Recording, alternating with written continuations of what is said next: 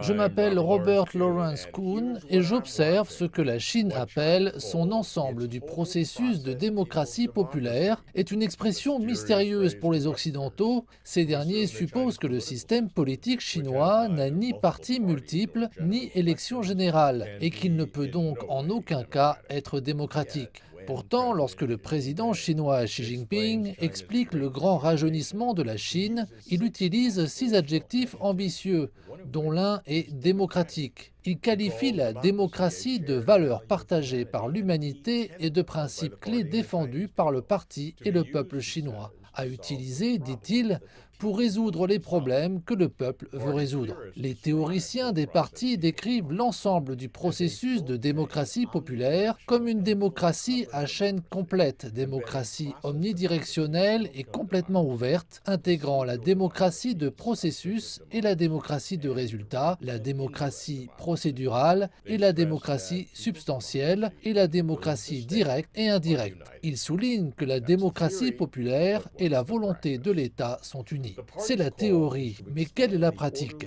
L'appel du parti est d'étendre la participation politique ordonnée du peuple, de renforcer la protection des droits humains et de l'état de droit, et de veiller à ce que le peuple jouisse de droits et libertés étendus conformément à la loi. Il s'agit notamment pour le peuple d'exercer son droit de vote et d'élire démocratiquement des représentants du peuple de l'APN et de veiller à ce que le peuple connaisse, participe, exprime et supervise les travaux de l'APN, toujours sous la direction du parti, bien entendu. La démocratie dans le système dirigé par le parti implique d'absorber l'opinion publique via des mécanismes de rétroaction tels que les sondages pour discerner ce que pensent les citoyens, par exemple à propos des nouvelles politiques proposées, un processus que le parti appelle la mise en commun de la sagesse des gens. Ainsi, même s'il n'y a pas d'élection au sens occidental du terme, il y a beaucoup d'engagement des différentes circonscriptions. Autre exemple, lorsque des fonctionnaires sont nommés à de nouveaux postes, il existe une période de rétroaction franche de la part des collègues et des subordonnés, ainsi que de celle des supérieurs. Dans le cadre du renforcement de l'ensemble du processus de démocratie populaire, le président Xi Jinping met l'accent sur le maintien et l'amélioration du système d'assemblée populaire en insistant sur l'exercice adéquat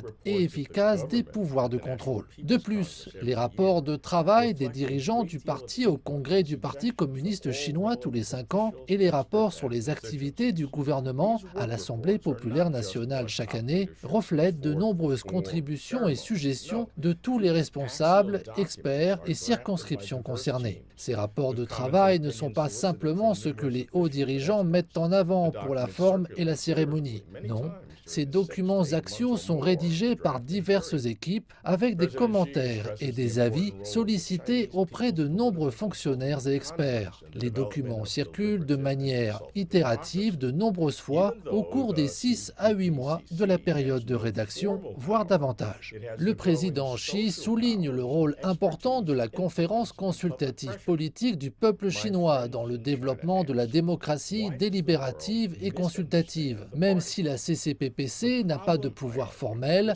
elle a des pouvoirs sociaux croissants d'expertise, d'influence et de pression publique. Mes amis en Chine demandent pourquoi le monde comprend-il mal le parti. Le problème, à mon avis, est en partie sémantique, parce que le mot anglais « party » connote dans les systèmes politiques démocratiques un parti politique qui participe à des élections multipartites libres et ouvertes, de sorte que lorsqu'un parti au pouvoir ne participe pas à des élections multipartites libres et ouvertes, ce système politique est jugé non démocratique. Ce portrait dénature le système chinois qui est fondé sur un principe différent, où le parti est l'organisation au pouvoir, pas un parti politique concurrent. C'est une élite dévouée de tous les secteurs de la société, composée de moins de 7% de la population, mais chargée de représenter 100% de la population. Ainsi, le parti, en tant qu'organisation au pouvoir, n'est pas l'équivalent d'un parti politique au pouvoir dans les systèmes occidentaux, où les partis politiques ne représentent qu'un certain groupe d'électeurs et sont limités dans le temps par des cycles électoraux. Pour cette raison,